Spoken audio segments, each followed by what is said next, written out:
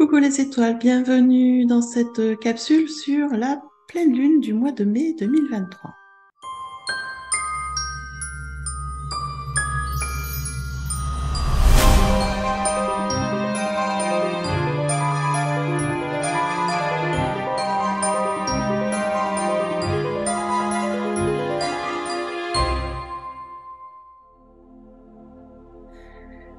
Alors, cette pleine lune, elle est quand même très particulière. Je pense que beaucoup d'entre vous le savent, peut-être que certains non. Donc, on va en parler parce que cette année, elle est vraiment très particulière. On est sur ce qu'on appelle la pleine lune du Wesak, qui est la descente des énergies christiques et bouddhiques sur Terre pour nous aider dans nos phases d'éveil, aider l'humanité dans sa phase d'éveil. On va en parler un peu plus précisément tout à l'heure. Alors, cette pleine lune, cette année, sera à son apogée donc le vendredi 5 mai à 19h36 et 47 secondes, précisément, heure de Paris. Je précise bien, c'est heure de Paris. Donc, si vous habitez sur un autre fuseau horaire, je vous invite à faire vos calculs pour savoir à quelle heure la lune est à son apogée chez vous. La pleine lune du 5 mai, donc cette pleine lune du Wesak, qui est tous les ans, de toute façon, on y a droit tous les ans. On a la lune qui est en Scorpion et le soleil qui est en Taureau. C'est un axe qui est très symbolique puisque le Scorpion représente symboliquement, astrologiquement, la mort. Tout ce qui est déconstruction, reconstruction, c'est la même énergie que Pluton, mort-renaissance, d'accord? Et le Taureau, lui, est une énergie de vie. Une énergie de plaisir, de vie,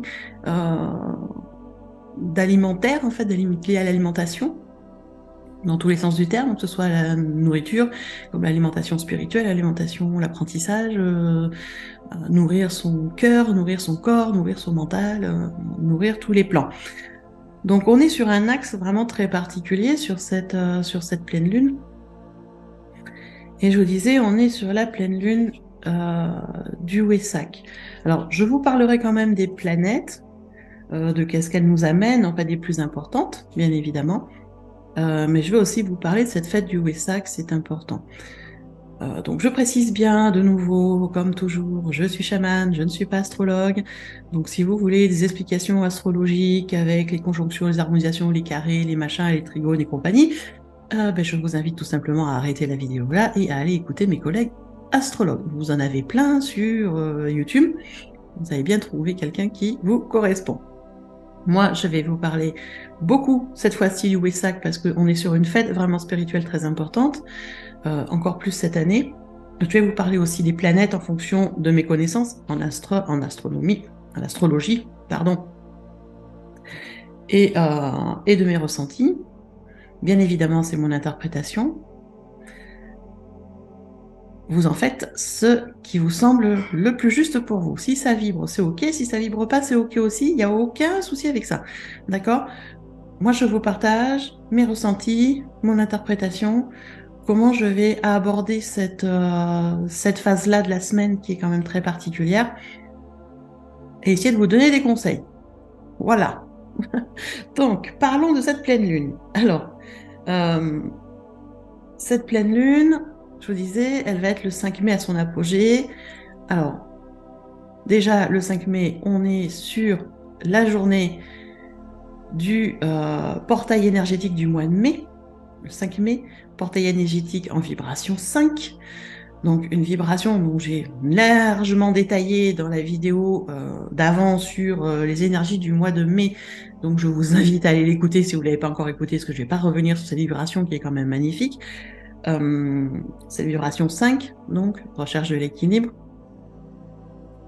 entre autres, avec aussi dans la vibration 5 tout le symbolisme autour de la liberté, de la mobilité, du mouvement, du dynamisme, d'aller vers des nouvelles rencontres, d'aller vers des nouvelles situations. C'est une vibration qui amène beaucoup de curiosité, besoin d'apprentissage, de faire des expériences, et donc qui amène aussi énormément de changements, nouveaux horizons, nouvelles choses. On est vraiment dans cette énergie du 5 de changement pour aller retrouver l'équilibre intérieur. En plus, sur cette journée du 5 mai en 2023, on a aussi la vibration 17, qui est la vibration de la bonne étoile, de la bonne fortune, de la chance, autant dans le domaine professionnel que sentimental. Cette pleine lune, elle tombe sur un vendredi, donc régie principalement par l'énergie de Vénus. Vous voyez qu'on a un condensé d'énergie positive très très forte sur cette pleine lune, et on est sur la fête symbolique du Wesak, qui est une fête spirituelle très forte. Alors il y a des gens qui font le pèlerinage en vrai, en physique, pour aller au mont où se déroule cet événement, on va dire, spirituel. Je ne me rappelle plus du nom. Vous m'en voudrez pas. Hein, c'est sur le continent indo-asiatique, par là-bas. Je ne me rappelle plus du nom. Il est parti, il reviendra peut-être. Bref, en fait, il y a un lieu sur Terre, sur cette fête du Wesak, où on ressent vraiment énormément cette descente de l'énergie christique et bouddhique qui arrive sur Terre, qui arrive pour nous amener la connexion à l'amour inconditionnel, la connexion au cœur sacré, la connexion au divin, chose que nous avons eu beaucoup de mal encore à l'heure actuelle à ressentir en permanence et à être dedans tout le temps dans l'instant présent, et c'est normal. Je le rappelle à chaque fois, malgré tout ce que vous pouvez entendre, nous sommes des bébés. Alors oui, il y en a qui se prennent pour des grands illuminés et des grands gourous de je sais pas quoi, je sais pas ce qu'ils ont illuminé, mais à un moment, il faut rester dans son humilité et faire taire un peu son ego. On est très loin d'être dans des niveaux de compréhension comme l'ont été des grands êtres de lumière qui se sont incarnés sur Terre. On peut du coup parler de Jésus et de Bouddha. On est très loin d'être à ce niveau-là, mais alors très très très très très loin. Soyons humbles par rapport à ça, réalistes aussi, qu'on a encore du chemin à faire, et cette fête du Wesak tous les ans vient nous aider à ça. Elle vient nous aider parce qu'elle vient nous apporter une énergie de réveil spirituel, une forte énergie positive pour nous aider dans l'éveil spirituel, pour être de plus en plus dans l'incarnation de l'amour inconditionnel, cet amour sacré, cet amour divin sur Terre. C'est pas si facile, beaucoup se préparent à l'avance, c'est une fête qui est internationale, on peut le dire, parce que sur tous les continents, beaucoup de personnes spirituelles la fêtent et s'y préparent et s'y connectent quand on ne peut pas se déplacer. Et cette année, elle est vraiment très particulière. Alors pourquoi elle est particulière ? Déjà parce qu'on a des planètes qui sont dans des aspects spécifique, hein, Pluton en Verseau, même si Pluton a commencé à rétrograder, Pluton est en Verseau. Nous avons aussi Uranus en Taureau qui vient faire son travail, Neptune en Poisson qui fait son travail. C'est des grandes planètes qui viennent nous titiller, qui viennent travailler fortement sur tout ce qui est mort-renaissance, déconstruction, reconstruction, changement. D'accord ? Donc on a déjà un contexte planétaire qui est très particulier cette année. Et en plus, on a une éclipse de pénombre de lune. Ouais. L'univers, Dieu, nous amène des signes, des synchronicités vraiment très particulières à travers les astres depuis plusieurs mois. Rappelez-vous, lors de la dernière vidéo sur la nouvelle lune, je vous disais qu'on était en éclipse totale solaire, c'est-à-dire que lors de la nouvelle lune, le soleil était en éclipse, dans l'ombre. Cette fois-ci, on est sur une pleine lune, où normalement le soleil, en face de la lune, est clair et on voit la lune. Et pour autant, on va être sur une éclipse de pénombre de lune. Alors c'est une éclipse qui est très fine. On verra quand même la lune, mais elle sera dans une espèce de pénombre. Et pour moi, c'est très symbolique et ça amène une explication très particulière. Ça n'engage que moi, je le précise bien, ça n'engage que moi. vous prenez pas, tout est ok. Ça n'engage que moi. Mais moi, ça est venu vraiment réveiller quelque chose de très particulier quand j'ai vu que suite à l'éclipse solaire du 20 avril, on avait une éclipse de lune de pénombre. Et je me suis dit, mais symboliquement, qu'est-ce qu'ils veulent nous dire? Et en fait, je suis repartie sur une symbolique qui est ancienne, dont on parle peu maintenant. C'est le fait que le soleil représente notre dimension supérieure et la lune nos dimensions inférieures. Alors, c'est pas une question de rapport l'un plus important que l'autre, c'est juste que dans une certaine croyance, le soleil représente la divinité, tout ce qui est supérieur, tout ce qui est divin, tout ce qui est lumineux, et la lune, qui est beaucoup plus sombre, va représenter tout ce qui est aussi plus sombre chez nous. Ça va venir avec les émotions, avec l'ego, et tout ça, d'accord? Et là, on est sur une éclipse de lune de pénombre. Ça veut dire que c'est léger. Donc, on est sur une éclipse de l'ego, mais une éclipse qui est légère. C'est comme si l'univers, Dieu nous disait, on va venir tranquilliser l'ego sur cette période-là bien précise. On va venir l'endormir un petit peu pour qu'il se calme, pour qu'il soit tranquille. D'accord? Ce qui permet, si l'ego est plus tranquille et plus apaisé, ça permet à notre être de pouvoir bénéficier pleinement des hautes énergies divines de cette fête du Wesak, puisqu'on a quand même l'énergie christique et bouddhique qui descend sur Terre pour nous aider dans notre éveil et dans notre évolution. Et le fait que l'ego, avec cette éclipse de lune de pénombre, va être endormi, ça veut dire qu'en conscience, on va pouvoir aussi beaucoup plus profiter de recevoir cette énergie divine dans tout le respect et l'humilité qu'il faut. C'est important. Et c'est d'autant plus important que la plupart du temps, la fête du Wesak, la pleine lune du Wesak, se déroule souvent la nuit. Ce qui fait que dans les préparations, beaucoup de personnes se disent, ben voilà, je prépare la fête du Wesak, mon corps il va dormir et mon esprit, mon âme va se déplacer dans les plans subtils et à aller bénéficier de cette énergie christique qui descend sur Terre pour vraiment se baigner dans cette énergie christique, recevoir l'enseignement, recevoir ce que j'ai à recevoir à ce moment-là pour permettre mon évolution. La plupart du temps, ça se passe comme ça. Cette année, la pleine lune du Wesak, cette fête du Wesak, alors en Europe et dans beaucoup de pays, en Afrique aussi, aux États-Unis, au Canada, il y a beaucoup de pays, elle va tomber en pleine jour, sur la journée, parce qu'en France, 19h36, il fait encore jour. On n'est pas au moment de l'endormissement, on n'est pas en pleine nuit. C'est aussi pour ça que je trouve symbolique cette éclipse de lune qui est très subtile, qui vient endormir l'ego et qui nous permet à nous de profiter vraiment de cette énergie de la fête du Wesak en conscience et de pouvoir la ressentir par le corps.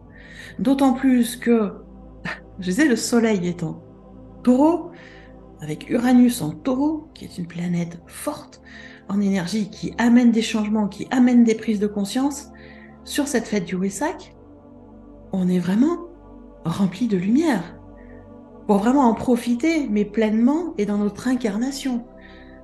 Ça nous demande de sortir du mental, du sortir de l'intellectualisation, de tout ce qui est mentalisation, pour vraiment vivre cette fête du Wesak et cette arrivée des énergies à travers notre corps, en conscience, puisqu'on sera sur des heures de jour. C'est aussi pour ça que Dieu et l'univers mettent une éclipse de pénombre de lune pour apaiser l'ego, pour qu'il ne vienne pas mettre le bazar au milieu. Bah oui, oui, voilà. Il y a ça aussi, parce que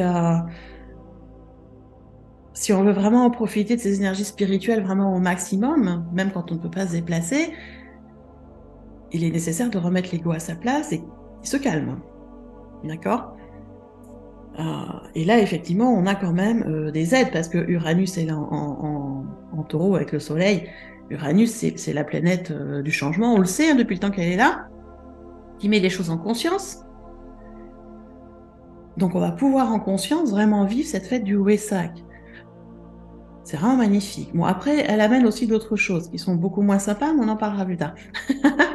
Mais elle va nous amener ces prises de conscience et ce temps d'infusion, de réflexion qui est nécessaire au changement. Et ça, c'est super intéressant.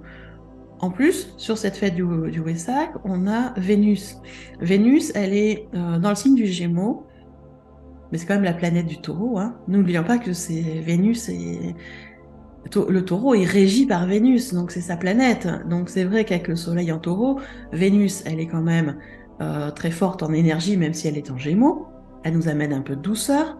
Elle travaille avec Jupiter, pour le coup, ils sont copains, et ça nous amène beaucoup d'énergie de chance, des facteurs chance augmentés sur cette période de la pleine lune. C'est sympa, d'accord? Mais par contre, il y a un petit truc avec Neptune. Vénus et Neptune, qui viennent pas spécialement se titiller, mais qui viennent nous titiller, nous, sur le côté de l'amour sacré. Neptune, c'est l'intuition, je vous rappelle, les rêves, l'illusion.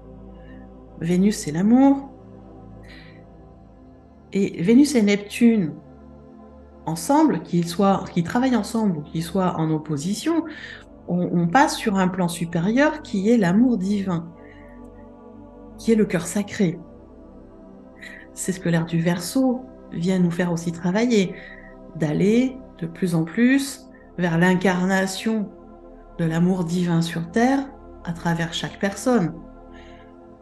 Et c'est là où je dis que l'humilité est importante et que chacun redescende de son étage. Et moi la première, hein.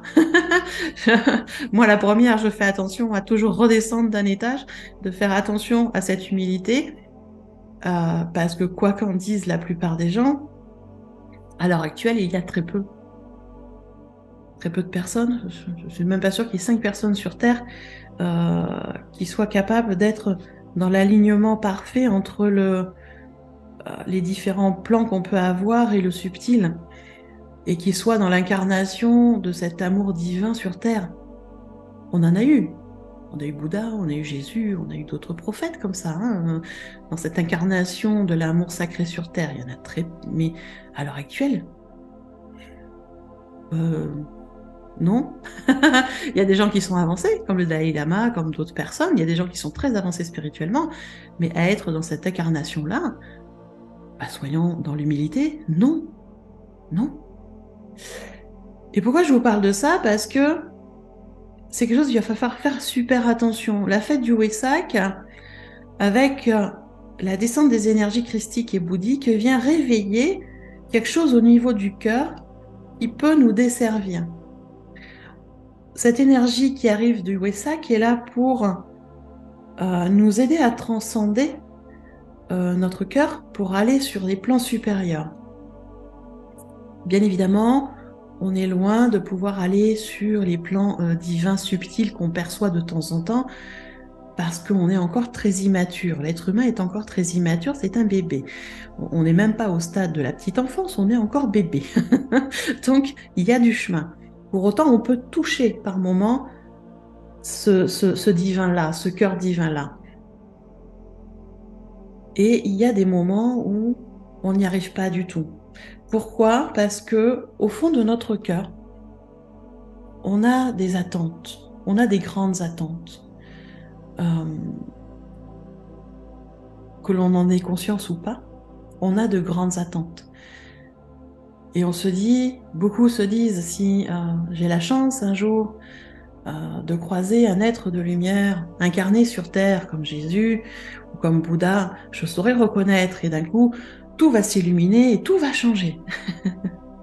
C'est des grandes attentes comme ça qu'on a au fond du cœur qui sont finalement très illusoires.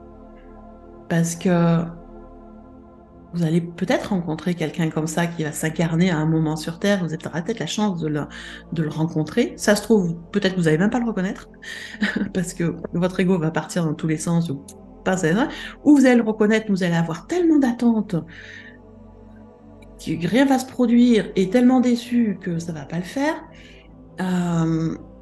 Il y a très peu de personnes qui bénéficieront de ce genre d'enseignement si une telle réincarnation se passe.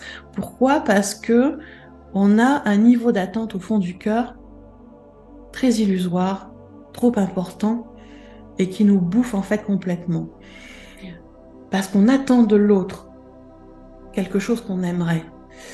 Et c'est pas vraiment ça en fait, être au service de la spiritualité, être au service du subtil. Si on veut être au service des plans subtils, si on veut être au service du divin, de cet amour inconditionnel, cet amour divin, on doit dans un premier temps déjà respecter ces plans subtils pour ce qu'ils sont.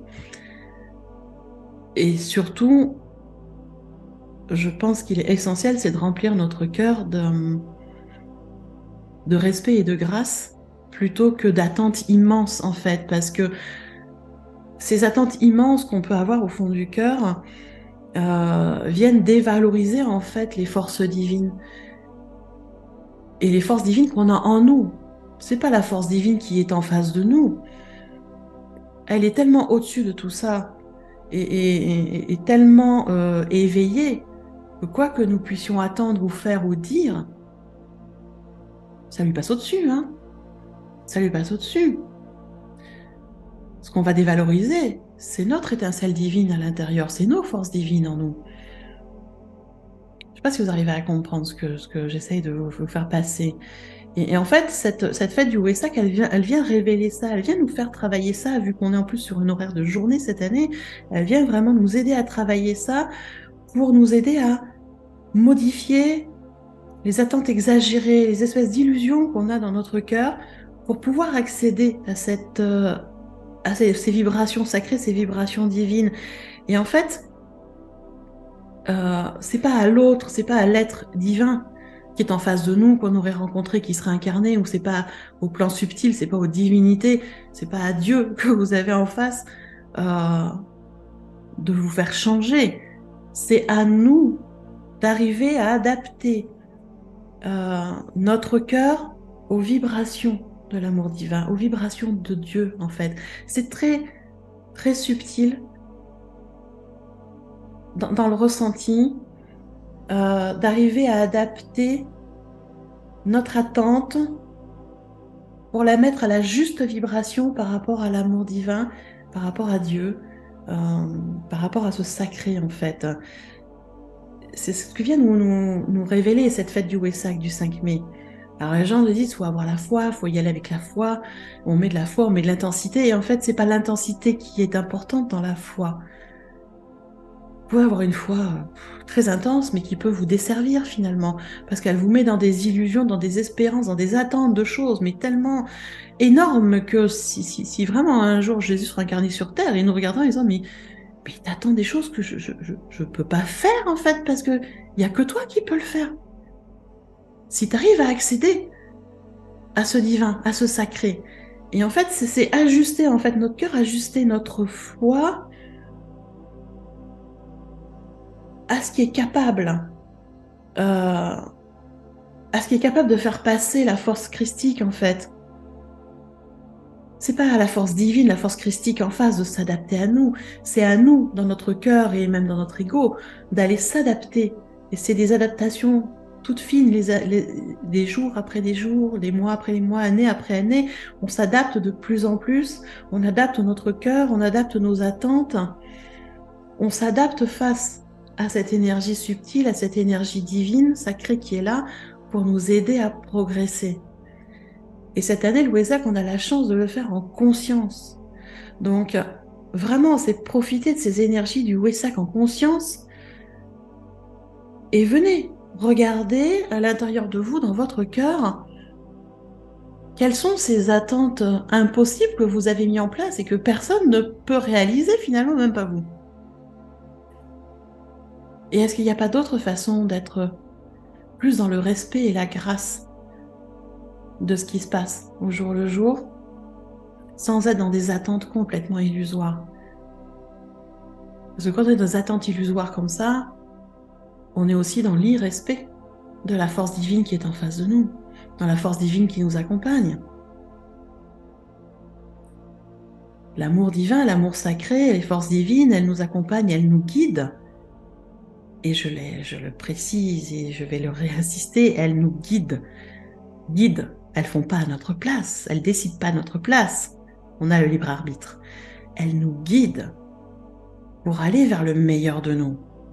Mais c'est à soi, à l'intérieur de soi, d'aller calmer nos attentes, d'aller modifier nos attentes pour aller sur quelque chose de plus adapté par rapport aux forces divines en face, de plus épuré, et de faire attention. Notre cœur, il convoite beaucoup de choses. Même quand notre ego ou notre mental est calme, notre cœur continue de convoiter des illusions. C'est peut-être un des très grands défauts de l'être humain, mais ça fait partie de tout le monde. On est tous comme ça. Et c'est quelque chose que j'ai mis très longtemps à déconstruire. Je me disais, il y a plusieurs années de ça, si j'ai la chance un jour d'être face à un être lumineux comme Jésus, réincarné sur Terre, c'est sûr que je vais le reconnaître parce qu'il va irradier quelque chose et c'est sûr qu'il va pouvoir me sauver, qu'il va pouvoir m'aider, qu'il va pouvoir changer toute ma vie. J'ai cru ça jeune pendant longtemps et j'ai déconstruit tout ça en me rendant compte que même si j'avais la chance de rencontrer Jésus déjà, j'étais même pas sûre de le reconnaître. Dans cette société moderne avec tout ce qui gravite autour et toutes les pressions et tout ça, il serait peut-être même enfermé parce qu'il serait pris pour un fou. Donc même pas sûr de le reconnaître. Et si je le reconnais, est-ce que je vais comprendre tout ce qu'il va me raconter? Et si je le reconnais, que je le comprends et que je l'entends, comment il pourrait changer toute ma vie? Il est là pour enseigner, il est là pour nous permettre d'avancer dans notre autonomie, dans notre responsabilité. C'est pas un magicien. Même s'il a fait d'énormes miracles. Il a fait un miracle. Il en a fait plein des miracles. Mais pourquoi les miracles ont réussi? Parce que les gens qui étaient en face avaient une foi, mais une foi dans le sacré. Ils n'attendaient pas d'être sauvés spécialement, ils n'attendaient pas de retrouver la vue. Non, ils attendaient simplement d'être accueillis dans l'amour sacré, dans l'amour divin. C'est tout ce qu'ils attendaient. Et ils ont eu beaucoup plus que ça. C'est vers ça que la fête du Wesak, elle nous ramène tous les ans. Et cette année, elle est très très forte en énergie. Vraiment très très forte. Si vous cherchez sur Internet, vous allez trouver plein de façons de s'y préparer, de multiples. Donc alors là, soyez dans le discernement aussi, d'accord? Parce qu'il y a des choses complètement ahurissantes. Personnellement, je vais vraiment me préparer cette année encore plus que les autres années sur la fête du Wesak. Et comment je m'y prépare? Déjà, au niveau alimentation, alléger l'alimentation, commencer un nettoyage physique du corps. Cette année, on a la chance de pouvoir vivre cette fête spirituelle en conscience à travers notre corps. N'oublions pas que le soleil est en taureau. Le taureau, c'est la terre, le taureau, c'est le corps, ce qui est matériel. Il n'y a pas plus incarné comme signe sur terre. Ils viennent là aussi régulièrement tous les ans nous dire c'est bien d'être dans la spiritualité et d'être là-haut dans les étoiles, mais il y a un moment où vous êtes venu incarner quelque chose. Donc il faut que ça passe par le corps. Ça fait des années, des siècles qui nous le disent. On ne commence que à le comprendre. Cette année encore beaucoup plus fort parce qu'on est sur la journée, on va pouvoir vraiment le ressentir. Pour pouvoir le ressentir, pour moi, il y a un minimum de préparation. Le minimum de préparation, ça va être quoi? Préparer le corps physique. Donc, commencer à alléger l'alimentation. Alors, moi j'ai une alimentation végane, végétarienne. On va dire je suis plus vers les végétariens en ce moment. Il y a des améliorations niveau santé.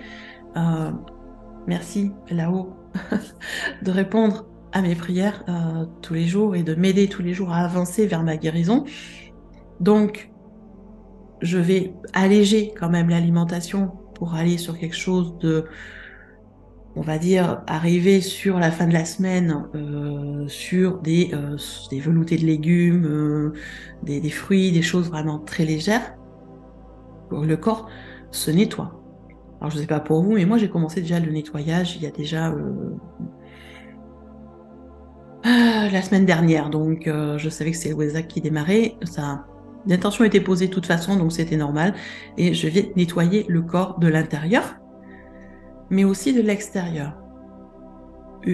Prendre soin de mon corps. Après, vous avez différentes façons de prendre soin de vos corps. Vous faire un massage, vous faire les ongles, vous passer de la pommade, vous faire des gommages, vous faire des bains. Vous avez différentes façons.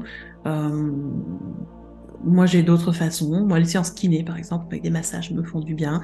C'est une façon d'être en reliance avec le corps, d'aider le corps à se sentir mieux, d'aller se balader en nature, remettre le corps au centre. D'accord, ça c'est important. Il y a toute une préparation aussi au niveau de l'ego. Je vais accompagner l'éclipse de lune de pénombre qui vient calmer notre ego et notre mental. Avec grand plaisir, je vais venir aussi là-dessus accompagner ce travail-là de calme de l'ego par des exercices de respiration, de la cohérence cardiaque, des méditations, plus que d'habitude pour poser tout ça. Beaucoup d'écriture au niveau de journaling pour lâcher les émotions le plus possible. Des méditations de soins aussi au niveau des émotions. Voilà. Et ça va être ça ma préparation au ça qui me mettre un peu en retrait du monde matériel pendant quelques jours. C'est-à-dire que si les courses et tout ça seront faites avant le week-end, parce que le Wessac c'est le 5, mais je vais continuer 1 ou 2 jours de plus, je pense, le temps de la pleine lune, de profiter vraiment de ces énergies-là, donc vendredi, samedi, dimanche.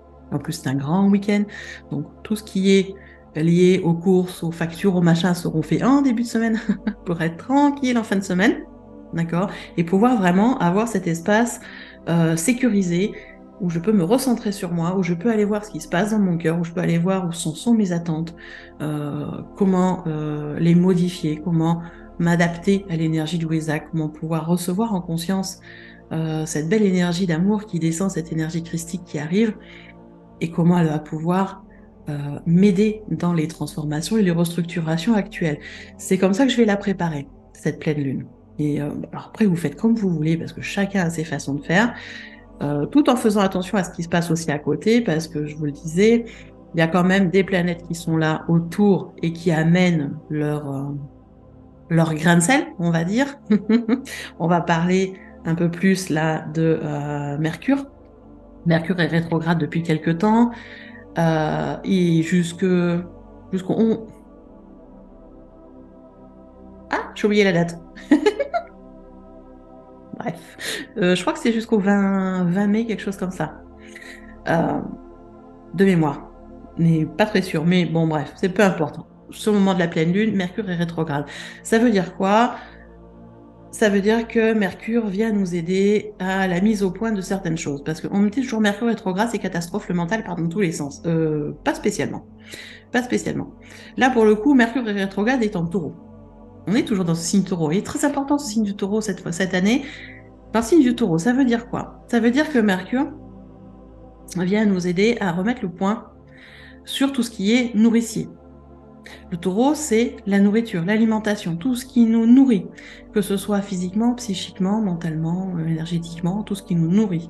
Donc, avec Mercure rétrograde, justement, on va pouvoir faire une mise au point, faire un bilan de là où on en est dans tout ce qui est nourricier. Qu'est-ce qui nous nourrit, qu'est-ce qui ne nous nourrit plus? Qu'est-ce qu'on peut lâcher? Qu'est-ce qu'on peut faire autrement? Comment on peut améliorer? Alors oui, pour certaines personnes, ça va aussi amener des fois des soucis de communication, c'est-à-dire qu'on n'arrive pas à trouver les bons mots, ou on mélange des mots, ou on n'arrive pas à se faire comprendre, ou les gens vont comprendre l'inverse de ce qu'on dit. Ça peut amener aussi des retards dans certains projets, ça peut amener des oublis. Depuis que Mercure est rétrograde, il y a beaucoup de choses qu'on peut oublier. Je ne sais pas vous, moi j'y ai droit. Il y a des choses, je pars pour faire un truc, j'oublie, je reviens. Bon, bah, il y a des choses qu'on oublie, il y a des choses... La plupart du temps, ce qu'on oublie, d'ailleurs, c'est même pas très important, finalement. Donc, c'est pas si grave que ça. Mais c'est vrai que Mercure rétrograde amène, sur cette pleine lune, un petit excès émotionnel. J'y petit parce que il est quand même dans un signe qui est très calmes, hein, les taureaux sont très calmes. Donc du coup, oui, on a des tiraillements, oui, il y a des malentendus dans les communications, oui, il y a un peu d'excès émotionnel, on est sur une pleine lune, après tout, c'est normal. La lune, c'est les émotions, donc elle est pleine, oui, donc un peu d'excès émotionnel. Voilà, rien de catastrophique. Uranus, toujours en taureau, qui nous pousse dans ce changement, dans les mises en conscience de changement, dans l'inventivité pour mettre en place les changements, dans le truc aussi de, ça c'est typique de prendre le temps, pour le coup. Avec l'énergie du Wesak, Uranus est là aussi pour nous dire prendre le temps de réfléchir avant de prendre des décisions. C'est important. Donc, pas de décision spécialement sur cette pleine lune, je vous le déconseille. Je vous dirais, prenez le temps et attendez d'acter sur la nouvelle lune, 15 jours après. Vous avez le temps, du coup, de 10-15 jours pour réfléchir, voir un peu ce qui se profile dans les changements pour acter les justes décisions pour vous. C'est ce que Uranus vient nous faire travailler sur cette pleine lune. Prends le temps de la réflexion, vu que Mercure est aussi dans le taureau avec Uranus, on prend le temps de la réflexion pour faire le point, le bilan de là où on en est, de qu'est-ce qu'on veut changer ou pas, de qu'est-ce qu'on veut modifier ou pas, de comment on peut le faire, de faire une liste des idées, des trucs, des actions qu'on peut faire, et on mettra les actions après. Et aidez-vous de l'énergie d'Uranus qui est pleine d'inventivité et de créativité pour justement trouver des nouvelles façons de faire. C'est super intéressant. Vous avez Vénus aussi qui peut vous aider, qui est en Gémeaux, qui est en harmonie avec Jupiter, donc on a un facteur chance qui est très fort, et aussi beaucoup de créativité, qui est important pour aller avec l'inventivité, et du coup faire des nouvelles choses de façon différente. Parce que là, ce qu'on nous demande en ce moment, c'est de restructurer et de faire différemment de ce qu'on faisait d'habitude. C'est-à-dire que si d'habitude, pour avoir tel résultat, vous preniez le chemin B, ben cette fois-ci, on vous demande d'en prendre un autre. Bon, pas si facile, mais ça se réfléchit, d'accord? Ça se réfléchit, vraiment. Vraiment, ça se réfléchit, et n'oubliez pas, on est sur la pleine lune du 5 mai, c'est un jour important au niveau vibration, c'est la fête du Wesak, c'est la descente vraiment des bénédictions divines sur l'humanité. Donc c'est vraiment le moment de s'y connecter et de voir quelles informations le divin est prêt à partager avec nous. Et ce sera différent pour chaque personne parce qu'on est tous différents, on n'est pas tous sur le même chemin, on n'est pas tous à la même vitesse, on n'est pas tous au même degré, on va dire, d'avancer sur nos chemins. Et donc on aura des informations tous différentes. Donc ça, c'est quand même intéressant. Pardon. Dans les planètes qui sont importantes aussi, on a Pluton. Alors Pluton en Verseau, oui, mais qui a commencé à rétrograder depuis le 1er mai, d'ailleurs depuis le jour où j'enregistre cette vidéo, 1er mai, voilà, que vous allez avoir ce soir, eh bien Pluton commence à rétrograder. Ça veut dire quoi? Ça veut dire que dans son intensité, il est un peu plus tranquille. Alors, Pluton, même en rétrogradation, on est toujours dans cette énergie de remise en question, de mort, de renaissance, destruction, reconstruction sur beaucoup de plans. Et bon, beaucoup au niveau sociétal, on sent bien que ça bouge, hein, social, politique et tout ça, mais aussi à l'intérieur de nous, où on nous demande de déconstruire et reconstruire, d'avoir des piliers différents, de faire différemment. Donc, même s'il est rétrograde, il est toujours dans son activité. Et en plus, Mars et Jupiter qui travaillent ensemble vont venir apporter des choses un peu particulières, parce que Pluton étant en rétrogradation en énergie un peu plus, je dirais pas faible, mais un tout petit peu plus basse, les deux autres en profitent, Mars et Jupiter, pour venir mettre un petit coup un peu plus. Et ça nous amène quoi? Ça nous amène des moments d'impulsivité, des moments où d'un coup on va avoir une prise de conscience de cette destruction, reconstruction, tu dis, ah oui, c'est ça qu'il faut faire, et pouf, pouf, pouf, on va réagir et mettre en place l'impulsivité sans réflexion. Et hop là, puis t'as pas le temps, on va se badaner, pour pas dire autre chose. Donc, attention, ces énergies-là qui, voilà, avec Mars qui est toujours le dieu de la guerre, hein, donc quand il essaye de prendre un peu l'ascendant, attention, surtout sur une pleine lune où beaucoup de bénédictions divines descendent, beaucoup d'amour christique descendent, c'est quand même pas le moment d'aller s'activer avec Mars. Donc attention, prenez du recul, relativisez, restez dans la raison, restez raisonnable. Hein, j'allais dire, ne cédez pas à la tentation. Évitez l'impulsivité, les attaques, les contre-attaques, voyez. Surtout, je vous ai dit, avec Mercure rétrograde, il y a quand même quelques soucis de rétrogradation, de communication. Donc, attention, d'accord? Ça serait dommage de passer cette fête du Wessac dans une colère monstre qui ne serait peut-être pas très bénéfique pour vous. Donc, attention. D'accord? Après, on a une chance quand même, c'est que Neptune, qui est en Poisson, vient temporiser Mars.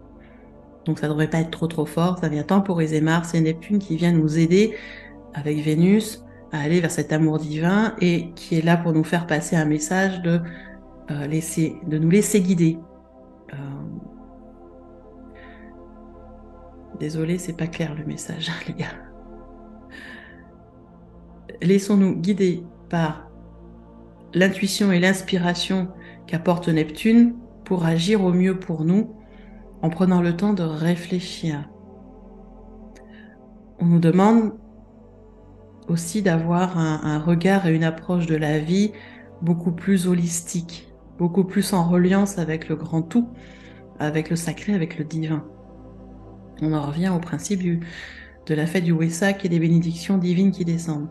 Donc, vous voyez que même s'il y a effectivement des tensions, des incompréhensions, des complications, on est quand même dans une énergie de bénédiction et d'amour magnifique sur cette pleine lune, avec, on va dire, un endormissement, une tranquillisation de l'ego pour nous permettre de profiter vraiment en conscience dans notre corps sur les différents plans de ces belles énergies. Mais ça va nous demander aussi un effort de venir regarder en face ce qui se passe dans notre cœur, de regarder en face nos attentes, de prendre conscience de nos illusions, de lever le voile. Et c'est le plus gros du travail de cette fête du Wessac, c'est de lever le voile de nos propres illusions pour revenir dans une humilité et dans une matérialité. Et c'est vrai que ça va être sûrement le plus compliqué pour beaucoup. Donc voilà ce que je voulais vous dire sur cette pleine lune, qui va être vraiment très importante, le 5 mai, jour du portail énergétique, avec vibration du 5, vibration du 17, sur la journée de vendredi, sous l'influence de Vénus, avec cet axe mort-vie entre la lune en scorpion et le soleil en taureau, avec cette fête du Wessac qui tombe là, pile poil là, bien évidemment. Tout est coordonné entre les planètes et tous les événements, tout est coordonné et synchronisé, on va dire, pour nous faire avancer, pour nous relier de plus en plus au divin. Mais restons humbles et restons en conscience que nous sommes loin, mais très loin, d'être des êtres de pure lumière incarnés sur Terre. Nous commençons juste à réactiver notre flamme divine et que pour l'instant, on a une flamèche. On n'a pas un grand feu. Donc, remettons-nous dans notre humilité, je vous en prie. C'est presque un appel du cœur et du corps et des tripes que je fais à toute l'humanité et à toutes ces personnes dites spirituelles éveillées. Revenez dans votre humilité, vous êtes loin d'être des dieux incarnés sur Terre. Vous êtes des bébés, des êtres humains en évolution, qui commençons à comprendre. Nous venons d'allumer, il y a peu de temps finalement, notre flamme divine, en conscience. Je parle bien de en conscience, parce qu'elle est toujours allumée chez nous. Mais en conscience, nous venons de la rencontrer. Nous commençons à comprendre comment la nourrir. Donc, on est passé d'une petite flamme de bougie à une flamme de briquet. c'est déjà bien, mais on est loin d'avoir le grand feu. Donc, restons dans notre humilité, c'est vraiment très, très important. Vraiment. Si j'ai un souhait pour cette pleine lune du Wesak, c'est ça. De rester dans mon humilité et de pouvoir accueillir par mon corps et grâce à mon corps tout le subtil et tout le divin que Dieu voudra bien m'envoyer pour continuer à avancer sur le chemin qu'il a décidé pour moi. Parce que je sais que ce n'est pas moi, Cécile, qui est d'un coup décidé des choses. C'est mon âme en accord avec Dieu. Dans cette incarnation, on vient expérimenter quelque chose et moi j'essaye de faire au mieux pour suivre le chemin. Donc c'est vraiment mon souhait pour cette pleine lune qui va être magnifique. Bien évidemment, comme à chaque fois, je vous propose un soin collectif de la pleine lune. Cette année, il sera vraiment excessivement tourné vers la fête de Wesak. Ça, c'est clair. C'est vraiment très clair. Et je pense qu'il y a des grandes chances que toutes les personnes qui s'inscrivent pour ce soin de la pleine lune reçoivent un mail de ma part avec un rituel à faire, expressément pour cette pleine lune et pour le Wesak.